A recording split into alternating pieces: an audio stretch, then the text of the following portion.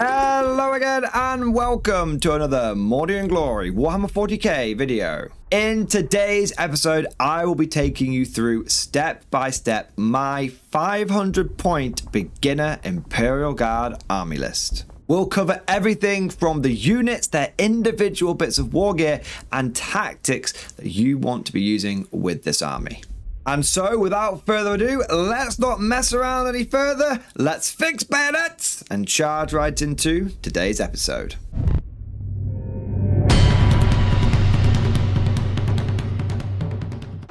Now, before we get into the units themselves, it's important to understand that this video is going to be done with the beginner guard player in mind. It's not going to include the most effective, the most meta, the most competitive choices. More so, there'll be an emphasis on units that are easy to get hold of and ones that will scale well when someone is building from 500 points up to 1,000 points and then 2,000 points. Whilst there absolutely is a meta at 500 points, most people will progress and will aim to build up to 2,000. So we want units that they can get their hands on easily, but ones that they're not just going to use at 500 points and then forget about, have to reinvest and buy new stuff for 500 points. We want things that they can use at 500 and they'll still be using at 2,000 points. With all of that said, we will be using a lot of units from the Astra Militarum Combat Patrol, because realistically, it's the place where most new guard players are going to start their journey. And it's not a bad box set at all. It gives you a good foundation and a place where you can step off from and start expanding your army when you end up building up a little. Attention, guardsmen! The Commissariat has detected you have not yet liked this video. Do so immediately or else you will face the Emperor's wrath. And anyone who has not yet subscribed to the channel will be transferred to the penal battalions. That is all. Move out! Now let's get into the list proper. Our first unit is going to be our mandatory one. We have to take a character in any army, whether it's 500 points or 2,000 points. You have to have at least one character. And we're going to go for the Cadian Command Squad. Cadian Command Squads are a really solid, really decent unit. They provide you with a whole bunch of force multipliers, as well as, having decent combat capability on their own. Our Cadian Command Squad is going to have an officer with a plasma pistol and a power fist because they are just the best options. There's no advantage to taking worse options like a chainsaw or a las pistol. The plasma pistol is good, the power fist is good, so we're going to take those. We're then going to have a guardsman with a plasma gun to give it a bit of more long-range dagger, and then we're going to add some force multipliers and things that are going to boost the rest of our army, and we're going to go for a regimental standard because that will give us more objective control. And in low-level games, every model will matter. Every OC that you can put on an objective will matter, and I find that regimental standards are useful well up into 2,000 points. I almost never leave home without at least one command squad with a regimental standard in there. In a similar vein, we're going to have a medic. The medic will give us a 6-up feel no pain on our command squad, but also the unit that they will be leading. And we're then going to have a Master Vox. Now, the Master Vox will be quite useful in this list because we're going to have our officer not only ordering the unit that he's leading, but he's also going to be ordering some units that will be moving around independently, possibly far afield. So having that 24-inch range is very good. We're then going to put an enhancement on our unit. Our officer is going to have Grand Strategist.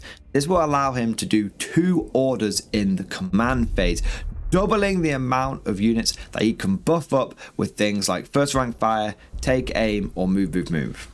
Speaking of our other units, we're going to go for a 20-man blob of Cadian shock troops. Big 20-man blobs like this are fantastic no matter what game size you are playing at. They will allow you to get a lot of bodies in one place and also provide lots and lots of protection for your Cadian command squad, who will be joining and leading these units. The Cadian shock troops will be the bodyguard of the Cadian command squad. This shock trooper unit wants to have 2 sergeants with drum-fed auto guns, 2 plasma guns, and 2 melter guns. This will give us a really solid take-all-comers squad. The plasma guns will have okay long-range special weapon fire, couple of strength 8, -3 damage 2 shots because we're going to overcharge them. And then when we start closing in, we're going to have 4 shots from the plasma guns, and we're going to have the 2 melter gun shots, which even though we may struggle against really tough vehicles, things that are toughness 9 or toughness 10 or higher, just through pure volume, just through having those 6 shots, plus we've got the plasma gun, the command squad's going to be there, which will add another 2 shots, and we're going to have the plasma pistol from the officer, which will add another shot. We're actually going to have a unit here where you take the 20 shock troops and you take the command squad, which is going to be putting out 9 special weapon shots. Even tough vehicles will not want to face that down, and any enemy infantry, whether it's medium infantry or heavy infantry like Space Marines, is going to get plasmaed and melted, and they're going to get melted in the face. This 25-man blob, the command squad and the 20 squad together, is going to give us a nice infantry foundation, a good infantry core, if you will. But we are going to need some support units. First one in the pipe is going to be our Field Ordnance Battery. And we're going to equip this unit of heavy weapons with 2 Bombast field guns. These aren't the most powerful weapons, and they're a little unreliable with only D6 shots each. But you've got 2 of them in the unit, so you'll have 2d6 overall. They're only strength 7, they've only got a bit of AP, a bit of damage. The reason we're going for them is they have the indirect fire special rule. Now, indirect fire means that they can shoot things they can't see. So if your opponent tries to hide a unit behind a ruin or some other line of sight blocking terrain, and you can't see them with your other damage dealers, you can still shoot them with your Field Ordnance Battery. No matter where they are, no matter what they're hiding behind, the Field Ordnance Battery can pretty much always shoot them. To be honest, at 500 points, indirect fire is nice, but it's not essential. And if we weren't basing this purely off like the beginner aspect and focusing on the combat patrol, this might be a unit that we change, or we go for some direct fire options like heavy las cannons if we wanted to have absolutely the most effective 500 point army. But here's the thing, indirect fire is essential. It is so good and so powerful when you start getting into those bigger games, and it's not a bad thing to have at 500 points either. So this is definitely a unit that some people would raise their eyes at, and some people go, well, you probably don't need that at 500 points, and I would agree with them, but it's a great unit to have start scaling up, and you can't go wrong with artillery in a guard army. But now that we've got some artillery and we've got some infantry, what we need is some vehicles, and we need something that can not only be tanky but can also take out enemy tanks. And for this, I would suggest the Humble Scout Sentinel. Not one of them, a unit of 3 of them. Every single one equipped with las cannons, hunter killer missiles, and sentinel chainswords. Triple las cannon is punchy and it is potent.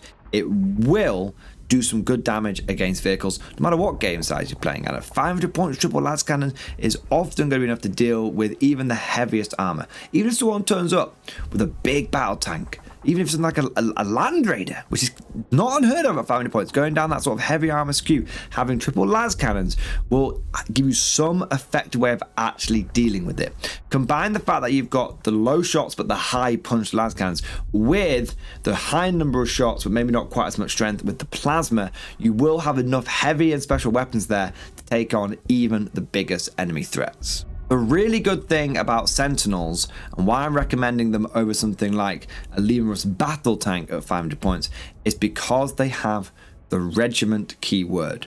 This gives them 2 big advantages over taking something like Lehman Russ. Firstly, it means they can receive orders from infantry officers, such as your Cajun command squad. If you took a Lehman Russ, sure, it would be big and it would have lots and lots of guns, but it's only going to be hitting on 4s. And guard hitting on 4s is tricky. It's not good. Why I nearly always default to take aim as my order, because just getting guards hitting on 3s is wildly powerful. It solves one of the biggest problems the faction has had historically over many editions. We won't get into the fine detail of that now, but long story short, if you're a beginner, take aim should be your go-to order. But Lehman Russes, they can only receive orders from tank commanders or the Lord Solar Leontus, which we won't have at 500 points. But if you have Sentinels, they can receive an order from your command squad. That's why we put Grand Strategist on him, so he can not only order the unit he's leading, but also order things like our Sentinels, and also he can order our field ordnance batteries. But the second reason, and this is really, really important, is you can use the reinforcement stratagem on Sentinels. Again, they've got the regiment keyword. In fact, you can use reinforcements on any unit in this army except for the command squad. And at 500 points, being able to spend 2 CP to get a unit back is amazing. For those that don't know how reinforcements work, it's a 2 command point stratagem which you use on a regiment unit at the time it's destroyed. So when that last model is destroyed and taken off the table, you go, hang on a second, just before I remove the last model, it is dead, but just before I remove the last model, I'm going to spend 2 command points, and rather than that unit dying, it's going to go into strategic reserve. Now, 500 points, being able to take 20 guardsmen and just bring them back from the dead, being able to take 3 sentinels with las cannons, and yes, when the sentinels come back, they do get the hunter killers back as well, because even though the one shot, it's treated as a fresh unit coming in, you can get 3 sentinels back. If they take out your artillery, you can get your artillery back. And suddenly, you're going to a 500 point game, and you're getting more than 500 points, because if you get 20 Cadians back, that's 120 points that you just got back into the game. If you get 3 Sentinels back, that's 180 points you just got back into the game.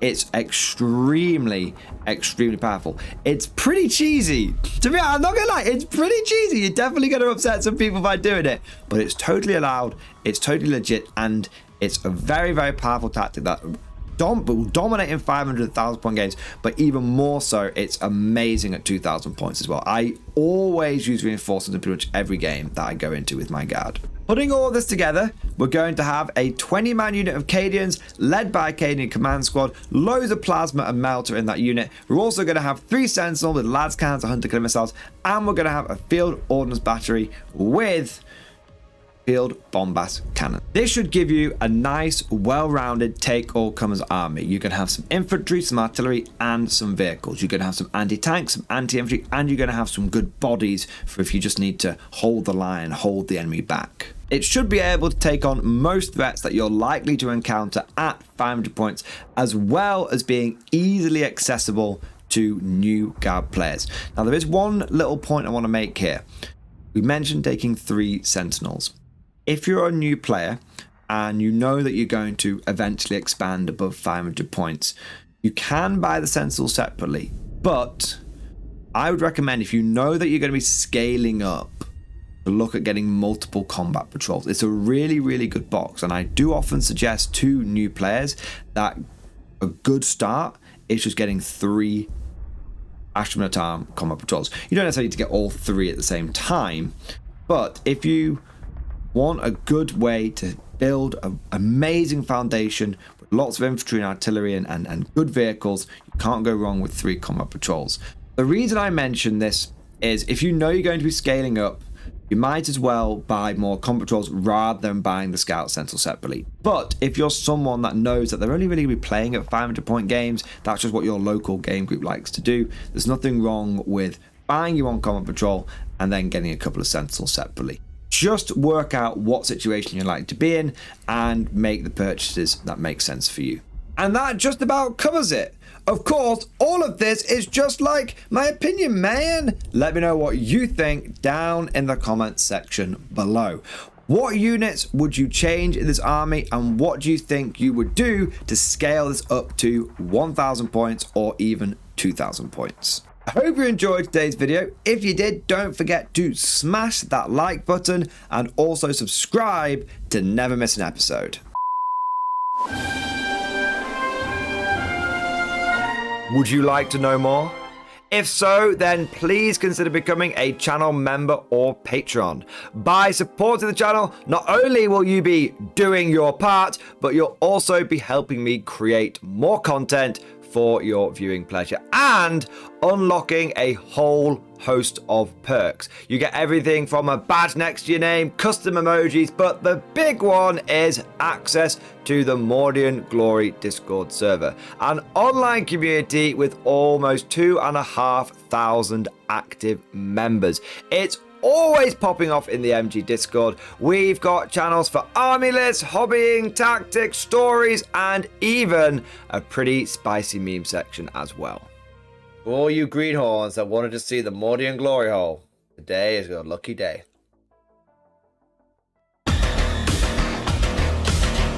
And joking aside, I do want to say a massive thank you to all of the current channel members and Patreons. You guys are amazing. Truly the lifeblood of the channel. I could not do Mordian Glory full-time without the incredible and generous support of my members. So thank you guys so much. And last but certainly not least, I want to say a personal thank you to all of my top tier Patreons. These are the War Masters, the people who have truly gone above and beyond the call of duty. So a heartfelt thank you to Alex Dengal, Bon Vert, Mad Larkin, Marcus Roberts, Mark Panconi, RJ Scorpion, Swordfish Trombone, Try Again Bragg, John Stubbs, Nick Walsh, Diesel Fox, and August Barney. Seriously guys, thank you from the bottom of my heart. Your support is incredible and it makes a huge difference. Thank you so much. That's all for now. Hope you've all enjoyed today's video, and of course, as always, see you guys next time.